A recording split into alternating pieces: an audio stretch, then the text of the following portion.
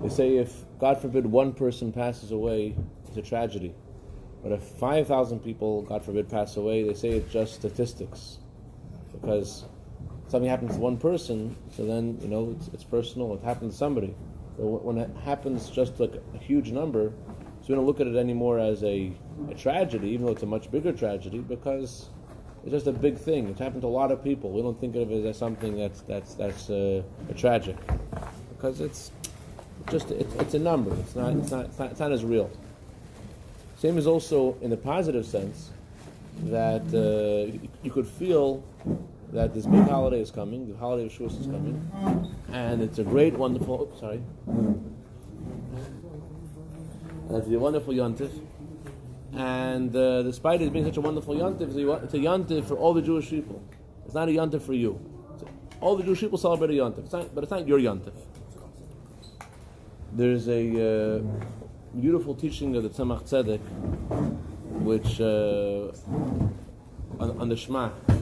In the Shema we say, I am Hashem your God, took you out of Egypt. I am Hashem your God.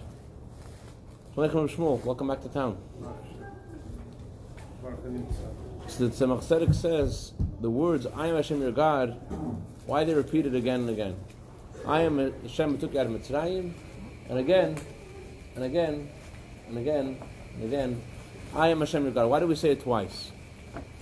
So the Tzemach Tzedek says you might think that there's a big God who takes care of all the Jewish people, and all Jewish people have a problem.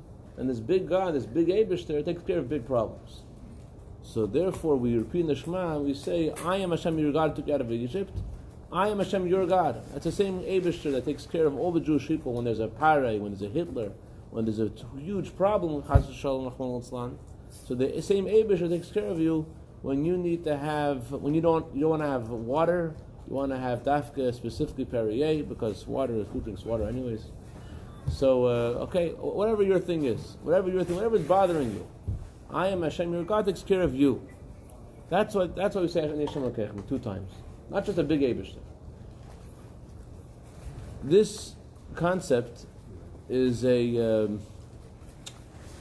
very, very pertinent to the holiday of Shavuos, because we want to get to a state where we feel that there's not just a great Eibishter who gives the Jewish people the Torah. We want to feel that Hashem is giving me the Torah. Moshe Rabbeinu made an announcement last night, many years ago, but anniversary it was last night. You have 3 days left to get the Torah. So the Rebbe wrote in a letter addressed to all the Jewish people, to the sons and daughters of Israel everywhere, that think about this. Jewish people leave Mitzrayim. They saw so many miracles. They saw so many wonders. They saw the miracle of the blood and the frogs and all that stuff. They must have been in a very heightened state of spirituality, because seeing all those miracles must have brought them up to have that sense of closeness with Hashem. And despite that closeness, despite seeing the man fall from heaven, and seeing the water come out of the rock, and they must have really been into it, still Hashem told them, 3 days before Shavuos, He said to them, it's time to get higher. It's not enough. Whatever has been till now, it's not enough. Get higher. Go even higher than you were before. And that's what's happening to us now. Hashem is about to give us the Torah. Hashem gives us the Torah every day. There's also the annual giving of the Torah. So once a year, there's a special day that God gives us the Torah. It's the source of the Torah for the whole year. And if now we're in the last 3 days preparing to get the Torah, it's a big thing. Sephardim stopped abstaining from music on Lag Baimer. But us Chareji people, our Ashkenazim, we allow it to listen to music from last night and night. So it's listening to music, it's celebration, you can listen to music. But then there is a real celebration, not just you're listening to music, but that you have something to sing about. So they once said the Rebbe Rashab a pheasant on Yontif. That having a pheasant on Yontif is a good idea, but don't make a Yontif out of a pheasant.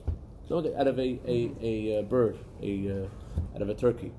So it's good to have music. Shavuos is coming, but the Yontif isn't because Mordechai and David and Avram Fried and whoever you listen to is singing a song. It's a Yontif, therefore you sing a song. So this Yontif is the Yontif of the individual. Yontif is the Yontif of the Jewish people as a whole, but it's the Yontif of each of us. Each of us are getting the Torah. And it's in Jewish schools today, it's a big question. One child is disturbing the rest of the class.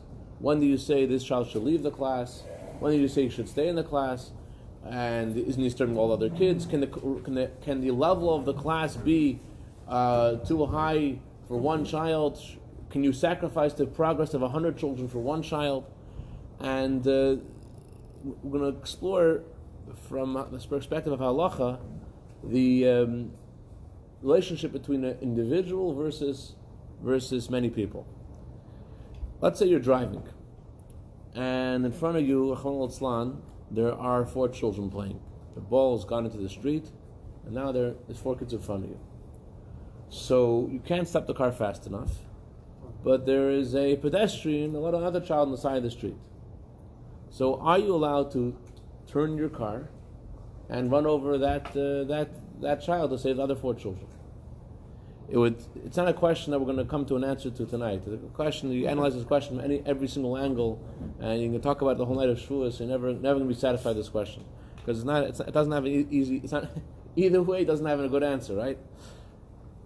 There's let's say this a bigger question. Let's say there's a whole bus in front of you, a bus full of people, and your car's about to slam right into the bus and kill 100 people. And there's an old man, a pedestrian, on the side of the street. They ask this question to law school students to get them thinking, and they come into law school. What do you do? Are you allowed to? Sorry, want to sit next thing, please? Please bring your tea and sit next. Right? I don't miss you sitting over here. Thank you. Are you allowed to sacrifice this one old man to save the whole bus? And not just a theoretical question. I mean, of course, these kind of things, chassidus, have happened. But in Israel, there was a crazy story. There was a terrorist attack in Lebanon. When Israel was doing a mission in Lebanon in 1982, November 11th, there was a army base and hundreds of soldiers there, and thank you very much, whole soldiers and civilians, and these terrorists sent this missile to this army base, and the whole tower fell like a deck of cards. And Israel sent right away sophisticated machinery to try to excavate everyone who was buried. There was hundreds of people there. The problem they had was there were some people that were in the top story, and the people which are in the bottom story. There were more people, only a few, like 3 or 4 people in the top story. But in order to get them out of the top story, they have to use very sophisticated tools to get them out of to move the bricks off of them. And while that's happening, there are people in the bottom, hundreds of people in the bottom, which have heavy stuff on them, and who knows how much longer they have to breathe, who knows how much longer they can live. So logic might say, take a tractor, knock off the first story with the 4 people in it, and save the 100 people in the bottom story. So they had this question: what should they do? Should they take off the top story and save the 100 people in the bottom, or should they go slowly and save the 3 or 4 people on the top and doom everyone in the bottom? That was a question. And this question was sent to Rabbi Shaul Israeli, who wrote the Sefer Chavas Binyamin. And I'm not sure if he got the question in time to advise the government what to do or not, but it's a very simple answer. Shaul Yisraeli didn't have to think too much. It's a very simple answer. It's a Rambam. What does the Rambam say? Rambam says that if non-Jews who are anti-Semites come to a city and they say, we want to kill one person, we want Yankel, give us Yankel, we won't touch anybody. So what does halacha say? You can't give him Yankel. Well, they say if you don't give us Yankel, we'll kill everybody. So it seems like you're not going to save Yankel's life either way. Yankel's going to die either way. Either Yankel dies alone or everybody dies. So what should you do? So the logical thing to do would be to give up Yankel and save everybody else. And the Rambam says no. You cannot give up Yankel. You can't give Yankel into their hands. The Rambam says only if a person was liable to death penalty. Sheva ben Bichri, a whole story in the Talmud, story in Tanakh. How Sheva ben Bichri was rebelled against David HaMelech, and he was liable to death penalty anyways. And there was a specific request for that person. That's a side point. But the point is that you cannot give up a person, even though that will save everybody. And the question is why? Why not? Or about what they asked the old lady was last usher or something. Yeah. There was a Yev and Sruya, right? So there's a sefer called Tzitz Eliezer by Eliezer of Aldenburg. He wrote that in this scenario, so basically the answer is, he said that you cannot sacrifice the people on the top floor, and that's a halacha. Tzitz Eliezer writes about the question we mentioned before. He says also when you're driving, in most scenarios, of course, you shouldn't infer halachic questions of life and death just by this class, but his general principle that he said was that if you're driving and there's someone in front of you, you're not allowed to turn the car and save the lives of the people in front of you by killing someone else. Instead, you have to just not do anything. That's what he says. Now it sounds like a very humanistic thing to do. It's humanitarian, like you want to preserve this person's life. Don't give him up. Don't give him up. But it's really not. It's not really humanitarian. You're killing hundreds and thousands of more people in the name of maybe. But what's the logic of this? So the Kesef Mishnah. It's a good question, no? It doesn't seem reasonable that if that split second that he's about to turn the car to save, and he happened to see that there's someone else there. So why is he looking even? Shouldn't have been looking. It happened to me once. Happened to me. The car didn't stop, and I put the brake all the way to the bottom, and I realized either I'm going to crash on the car in front of me, or there might be a better option to the right. so I didn't have it. What happened was it was new brakes, a rental car rental, and apparently new brakes have to be pumped or something when you get new brakes or something. Otherwise, I didn't. So I was a new driver also. So I didn't even look to the right. I just turned to the right, and thank God there was no one there. And eventually I figured out how to work these brakes. Whatever. And they switched the rental car. Long story. Okay. Anyways, so no, it wasn't hers. Anyways, so the Kesef Mishnah says this is a wonder. I don't know the reason for this. It's true the Ram has a source in the Talmud, but I don't know why. That's what the Kesef Mishnah says. So we want to address this question from a halachic perspective and then go a little deeper. But before we do, let's talk a little bit about this upcoming Parsha of Midbar, and the upcoming Yantif. The Torah writes that there are certain Parshias that are read around different times of the year, different Yom Teva. He says, Paktu Pascha. He says, command and offer the Paschal Lamb, which means Parshas Tzav, which is Tzav means to command, is always read around the time of Korban Pesach, around the time of Passover. And his Manu V'atzru count and celebrate Shavuos. Count the Jewish people, Parshas Midbar, that's always read before Shavuos. It's a mnemonic, whatever it's called, to remember which portion of Torah goes before what. So he says, Paktu V'Paschu, Manu V'atzru, and there's a third one, Tzomu V'Tzalu. You should fast and pray. Fasting and praying means a fast of Tisha B'Av always comes before the parsha about prayer, Parshas V'Eschana. The word V'Eschana means to pray. So we see from the Torah what's the thing that we're talking about. What's unique about Parshas and Midbar? Why is this parsha read now? What's the theme of this parsha? Nothing special in this parsha. The only thing that's in this parsha is counting the Jewish people. So basically, what happened was a year after the Jewish people left Mitzrayim, it's month of Iyar, and Hashem says, count the Jewish people. And the obvious question all the commentaries wonder about is, why? Why count the Jewish people? God knows the number. So what's the point of counting them? And especially, 3 questions. No, go ahead. If even if something is really precious, you don't always count it. And also Hashem knows how many. And first he said Moshe, just Moshe, and now he's saying Moshe. Very good. That's a different sikha. And you have for another share, excellent. I'm only going to answer one of the questions tonight. You'll give the share. Baruch Hashem. It's a sikha of Chelik Ches, very geshmak sikha. So, what did he say? It's not so relevant to tonight's, but it's a very geshmak sikha. But the question is, why does Hashem tell Moshe and the Jewish people when first of all, why do we? He knows. And also, a half a year before this parsha, Hashem counted us. A half a year before Midbar, Parsha Kisisa, Hashem counted the Jewish people after the sin of the golden calf. So, and it was the same number. It was the same number. How it's possible it's the same number in half a year is another question. But it was the same number, so apparently there wasn't so much of a change. So what's the point? 603,550 people were counted 6 months before. 603,550 people counted now. What's the point of counting us now again? So, b'chlal, in general, we don't like counting, right? We don't count people. We don't make an ayin hara. You don't count people because counting is like showing how you reached a certain milestone, and it could cause jealousy. So we don't count people because it's negative. So even when we have a minyan, actually Rashi says to use a different pasuk when we use. Rashi says to use a pasuk in Nis Filosi, which is related to davening. Does that make sense? Nis Filosi, yeah. Nis Filosi l'cha Hashem. Yeah, the right pasuk. Eis ratzon l'kim b'rov chazdacha aneni. I guess not. That counted too fast. Too hard to remember. But the pasuk we use is Ashia Samecha.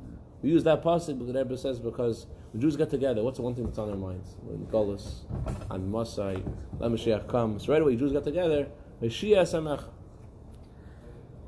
So the question is, what does this parsha have to do with Matan Torah? So Rashi says the reason Hashem counted the Jewish people is to show how precious we are. Before Hashem was about to tell the Jewish people to build the tabernacle, he wants to let the Shekhinah rest upon them. So he tells the Jewish people he wants to count the Jewish people. But he counted us before. What's unique about this counting? The whole book of Bamidbar is called the counting of the Jewish people. What's special about this counting? So the Ramban says an amazing thing. The Ramban says, look carefully in the word of the beginning of the parsha. It says a different way the counting was done in this parsha. How is it done? Lemispar Shemus Guleisim was by name. There's other countings that Moshe Rabbeinu did, and he went to the head of the household. How many you got? Okay, you got 4? Fine, 4.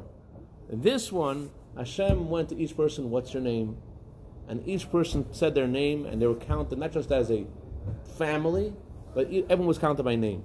So the message Hashem was telling each person is that you count. You count, and you have a way to bring the Shekhinah down that no one else can. I want to bring the Shekhinah down. I want the world to change. I want the Kedusha of Hashem, Hashem's holiness to change the world. So you have a role. And we don't. We never know what our role is, but because we're always directed by Hashem's hands. Yesterday, I was looking at my phone app to see if a deposit had cleared, and instead of the deposit clearing, the deposit had disappeared. Now, I'm familiar with deposits being held. The bank sometimes holds a check because they want to make sure it's a larger amount. They want to make sure it's kosher. It's going to pass. It's going to clear. I mean, the bank doesn't usually use the system that I do when I want to know if a check will bounce or not. Just drop it on the table, it doesn't bounce. I mean, that's good. Anyways, but it's gone. The whole deposit was gone. And I came late to pick you up yesterday. I was in the bank waiting to do it. And I was like, why isn't that there? I went back to the bank and wait a long time. And finally, while I'm waiting, this gentleman comes by. The gentleman, he was a religious person, but for whatever reason, he was a little bit off in his tefillin groove, and he put on tefillin, and he said to me the words, "You have no idea what you just did for me." Everyone has things going on in their life. I'm not saying more details. He knows who he is. The point is that right after that, the bank says, "We're going to explain to you what the issue is, but it's solved." So I checked my app, everything's okay, and I know already what the real issue was, and so it was time to go. So that's the Nakuda, that's the point of why Hashem is counting us by name. Hashem wants to tell us that you're special. That's why also on the second day of Sivan, Hashem announces to the Jewish people, you shall be for me a kingdom of Kainim. What's a kingdom of Kainim? We have some Kainim. What does it mean that each of us is part of a kingdom of Kainim? They're regular Kainim. Then there's King Kainim. What's a King Kainim? You a King Kain? A King Kain is a Kain Gadol. A Kain Gadol. What's unique about a Kain Gadol? A Kain Gadol gets to go into the Holy of Holies once a year on Yom Kippur. So a King Kain can go to the place of impossibility. The Holy of Holies is unique because that's a place where the Ark took up space and didn't take up space at the same time. It's the only place in the world. You walk in there, you saw the convergence of nature and a miracle at the same time. There was 10 miracles happening in the temple every day, but here you saw how it took up space and didn't take up space at the same time. So Hashem is telling us, each of us has to know we're a King Kain. What's why we're a King Kain? That we have to look at any scenario and we shouldn't say, I could do this, I can't do this. Just say, what does Shulchan Aruch say? What does the code of Jewish law say? What does God say? And if God said to do it, then it's going to work. It's going to work. You're a King Kain. You're the Kain Gadol. You go to the place of impossibility is something that you're expected to have. So that's why Hashem wants us to be counted to give us this perspective. There's a famous story about this musician, composer, which I'm going to mispronounce, named Arturo Toscanini. Thank you. Toscanini, who there was a biographer who wanted to make a story about Arturo Toscanini, and he said to him, "I'm very busy tonight. I want to listen to the radio to this composition that's going to be played in this city, and I don't want to do any interview tonight." The guy, this biographer is like, "I'll come. I want to watch you listen to music." Okay. He comes to his house and he watches his intense. He's listening to it. He's focused, and he finishes his "No, how was it?" He says, "They're missing one violinist." I said, "What?" Yeah, there's 120 violinists, and they only had 119. And he's like, "How can you possibly know that?" And he called up, and he found that it was correct. And he said, "How is it possible you know that?" And he said, "What's the difference between me and you? You're just a listener. I'm a composer. I made this tune, so I know that each person there has to contribute something, and each one has a sound." And I heard the one was missing. So getting back to our question about killing 4 people versus killing 1 person, or how do you look at this? The reason why the Tzitz Eliezer says you're not allowed to turn your wheel and kill 1 person to save the 4 in front of you is because there's a law, you're not allowed to kill anybody. We don't kill. Because the Mishnah says there was a Kabbalah, there was a tradition, and it's not logical, we don't know why, but there's a Kabbalah b'yadeinu, there's a tradition that Yarad Val Yavar, that you should rather be killed than kill. So therefore, you're not allowed to intentionally turn your wheel and kill someone because Yarad Val Yavar, even though you're going to kill 4 people in front of you. But still, the Torah says Yarad Val Yavar, you're not allowed to intentionally go and kill. So it's a rule. That's what the Torah says. That's the answer according to Nigla. That's a simple answer. Of course, that leaves us with a big desire to know what does that really mean? Why? So there's a way chassidus looks at it. Before we get to chassidus, this kind of question also influences a lot of other arenas in life, in medicine. What is considered the value of life? At what point do you say it's just not worth living anymore, or that euthanasia is a good thing? How do you look at that? How do you approach that question? Rabbi Lau, he was invited to speak to a group of doctors about the Torah's perspective on euthanasia and other medical ethical issues. And he's this young rabbi from Yerushalayim in the beginning of his career, and he comes to speak to these doctors, and he tells them the Torah says that life is important. It doesn't matter if a person can think. It doesn't matter it doesn't matter if it doesn't matter anything that's going on. We want a soul in the body at all costs. So that's a basic thing he's presenting to the doctors. Of course, if a person's in pain and his life is it's not a blanket statement, and there is halacha intricacies. Of course, we're not going to heroic intervention to save someone whose life is he's having terrible pain. There is such a concept of where the Torah says not to do heroic intervention as opposed to sustaining a person. But this presentation that he gave, the doctors considered him to be extremely primitive. They laughed at him. There was a senior physician there who was there longer than anybody else, and he says, "Let me tell you guys a story." So when I first began as a doctor, I was working in the emergency room. A guy comes in the emergency room. He was a farmer, and he was chopping wood or whatever he was doing, and an axe had hit him into his skull, and he needed immediate brain surgery, and it didn't look good. It's something that a doctor doesn't want to see. Huh? Didn't look good, you said? Yeah. And it's not something that you want to see after 30 years of practice. I just started. I didn't want to see this, and I saw it. I was given the responsibility to call the children. Call the children. Children come, and tell the children what the story is and the chances of survival and the chances of what might happen, all the kind of stuff. Which parenthetically, the Tzemach Tzedek says that the role of a doctor is only to heal, not to give a prognosis that will make someone's heart be heavy. That's not the role of a doctor. The role of a doctor is only to heal. But the doctor gives a prognosis, and the children huddle together and they talk, and they come back to the doctor and they say the following words: "We've decided that our father has lived long enough." That's what they said. And his doctor, basically, that was his point. He gave his, and really that made Rabbi Lau vindicated all that he had said before. So there is a, they said my father's lived long enough. They decided their father had enough time to live, so it doesn't matter. He's lived long enough, it's done. The opposite of Rabbi Lau's point. So they're going to get the money. Huh? And they get the money, exactly. It's the opposite of Rabbi Lau's point. It's a point of how people could be savage and murderous, and when you start, it's a slippery slope. Once you start giving definitions of value of life, what is valuable, not valuable, time. So the Torah says, don't murder. No such thing as murder. No such thing as a Jew murdering. That's a simple answer, but there's a deeper answer. There's a very beautiful Rishima notes that Rebbe wrote. 1944. That was invited to Sheva Brachas during the war. That was here in America, and the Rebbe at the Sheva Brachas he addressed the following question: how come in all the 7 blessings that we give the chas and kala at the wedding, they're all very global, very generic?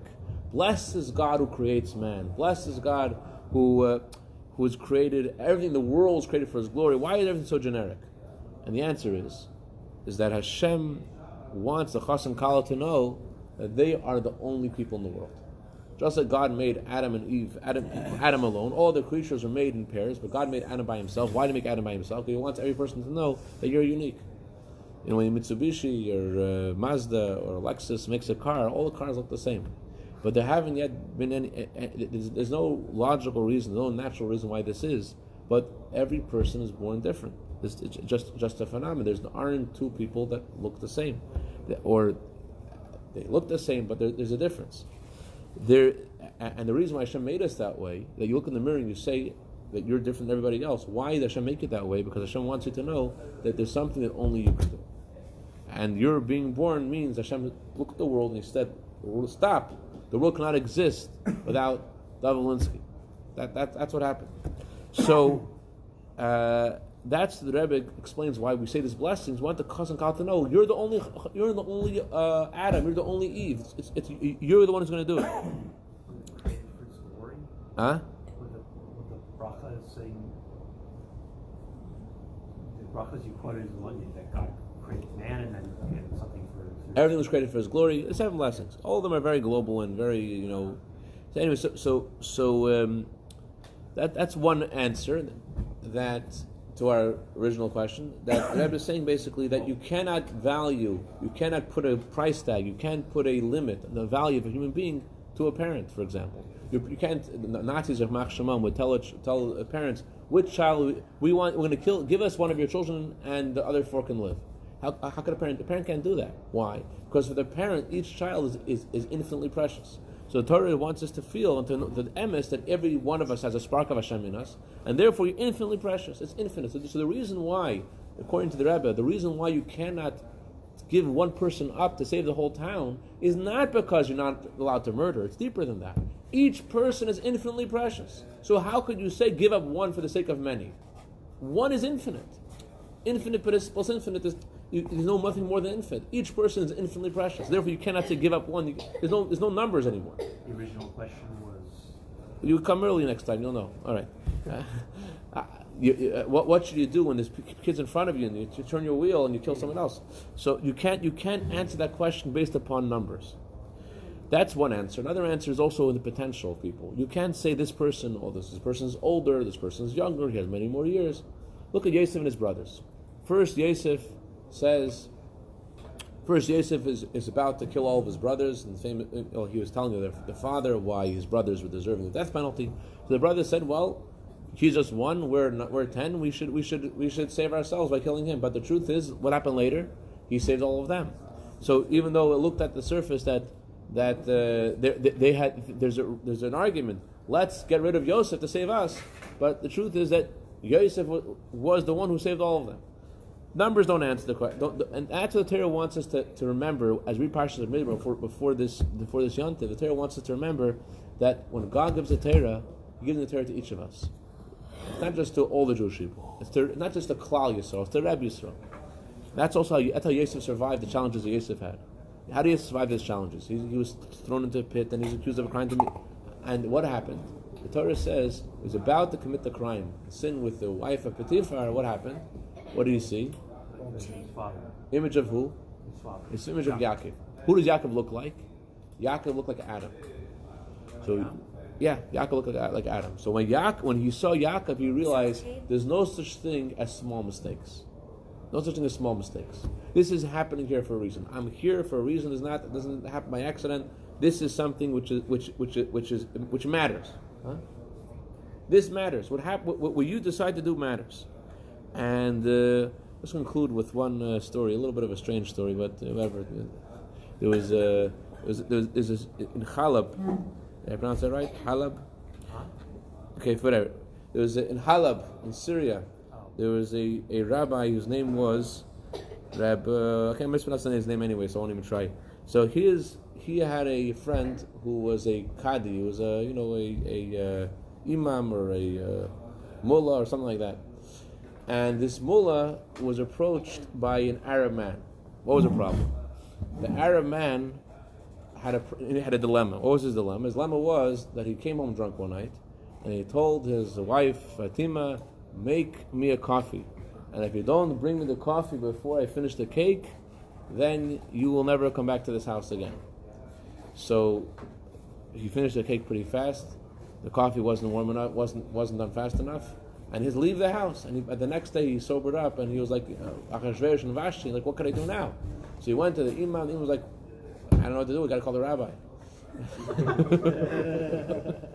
So they go to this Rabbi Shlomo Chamawi, and he said, "Not a problem. Let's go to your house." They go to the house, and they said, "What did you do? Where'd you eat the cake? Look at the cake. There's still some crumbs on the floor. You haven't yet finished the cake. There's still some crumbs." Rahman al-Islam, in the fascist perspective, besides all the other fallacies, but the ideal is let's sacrifice individuals for the sake of mankind. The Torah is diametrically opposed to that. The Torah says that you don't. The Torah says there's only you. You have a unique role to fill, and you're the one who, as the words of the Rambam, you have to look at whatever before you do anything, before you make a move. Look at the world on a scale. And one good thought, one good word, one good action could tip this coming Mashiach. It's you. And when Hashem gave us a Torah, what do you say? I am the Lord, your God. I'm yours. I'm the God of the Jewish people. I'm not just you. So it's true. It's a big yontif. It's a very big yontif. It affects all the Jewish people. It's a massive thing. But also, Torah Hashem wants us to remember it's Hashem is giving the Torah to each of us, and each of us has to get ready to see the Torah. And bottom line, one practical thing is that let in the Sefer Torah. If you don't let in the Sefer Torah, it's a very good thing now before Shavuos to get a let in the Sefer Torah. Chaim. Hashem just in time.